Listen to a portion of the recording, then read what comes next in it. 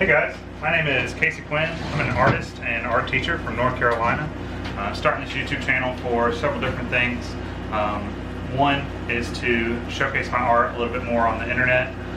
Two is to maybe use some of the tutorials and things in my classroom. And three is to maybe do some product reviews and that kind of thing. Today, I just kind of want to give an overview of what my process is, kind of showcase some of the things that I do. We're going to start by taking some of the backgrounds that I've created, like this painting of the Statue of Liberty here, and adding some spray paint elements to them. A lot of the work I do incorporates spray paint, paint markers, acrylic paint, and then on top of that some oil paint. We're going to start with taping off some squares and then adding some spray paint to those to cover up some of the areas of the painting. So let's give that a go. I'm going to take these off camera and then come back and show you what the spray painting process looks like. So I've gotten that all taped up. This process wastes a lot of paper, so I'm going to try to reuse a lot of that on the next two paintings that I'm going to do, which I'm not going to do on camera. But I really wanted to have a dark purple as my background, because I'm going to do a little bit of a cityscape and then put some things that I associate with New York City and some vacations that I've had in New York City with the statue there. But to make that, I'm using a light purple and a black spray paint. When you're working in an enclosed space like I am, you want to try to have some ventilation. I've got my door open over there, and then I've also got my respirator, which I'm going to use while I'm spray painting. So let's go ahead and do that.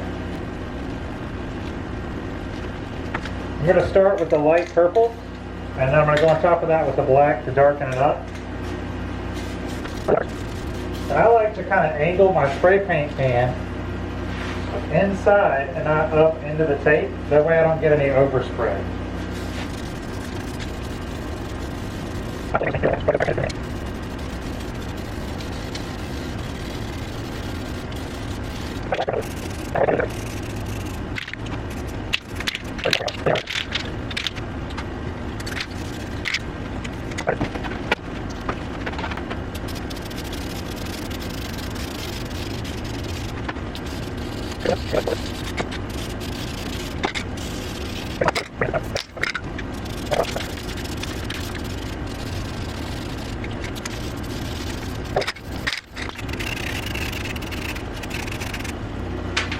Alright, I think that looks pretty good. Let's go ahead and peel those off and see what we got.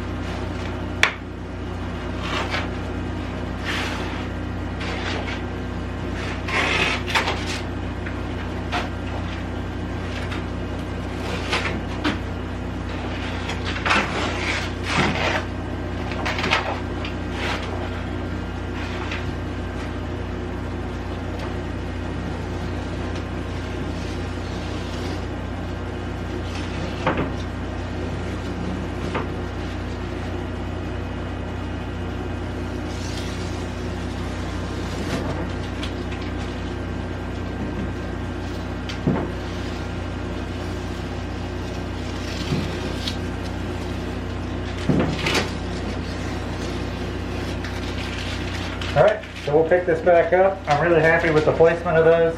So we're going to pick this back up in the inside.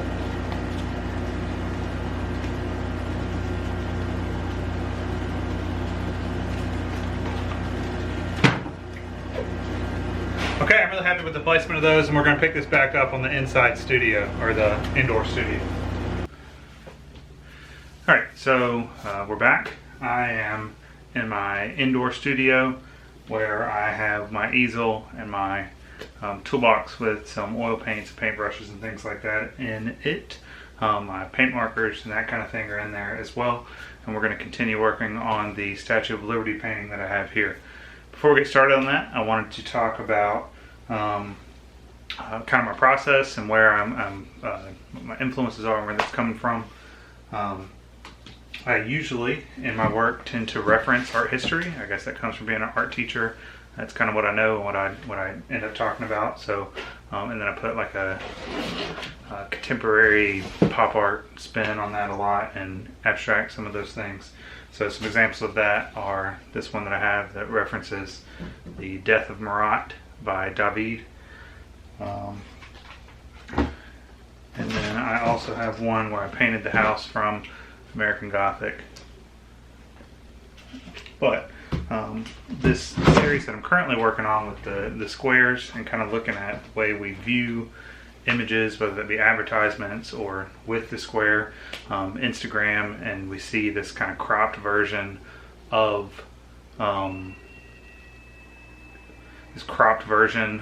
life, and we kind of see what we want to see. So that's what I put within the square. So I start out with, the larger image, which is obscured by another layer, and that's obscured by another layer. What we're left with is this small detail of something that I usually do realistically.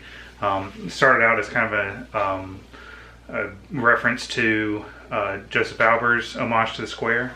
I don't have one of those paintings handy, but I painted a few that were one square with another square and another square, and then kind of expanded into this idea of where I've got a larger image that parts of it are obscured by either like an advertisement that you might see in your news feed, or a billboard that you might see blocking part of the skyline as you're driving down the road.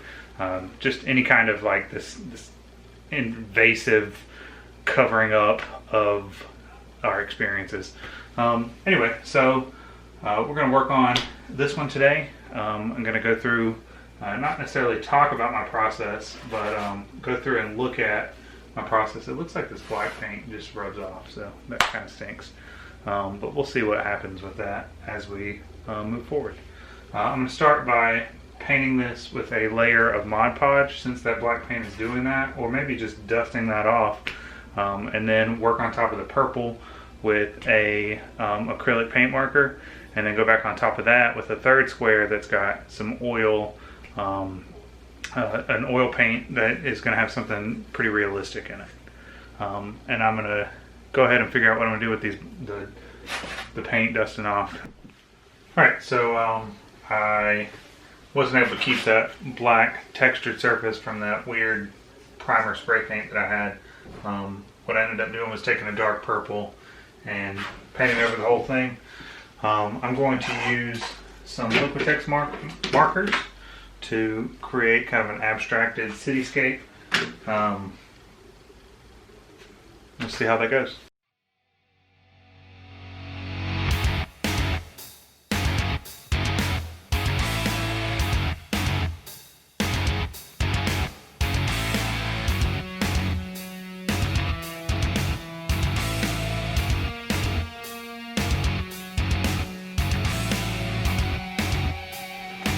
Alright, I have finished up the acrylic work that I'm going to do, and I'm going to start on the work that I do with oils.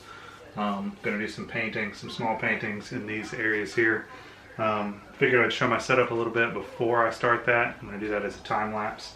I start with my palette. I've got an old picture frame, and all I did was take the glass out, spray paint it gray so I can get a good read on the color. It's a nice neutral gray.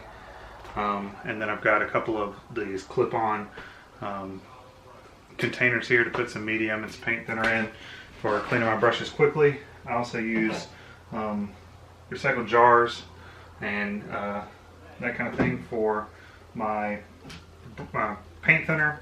And then my brush cleaner, I use the Silicoil brush basin with some of the Mona Lisa brush cleaner in it.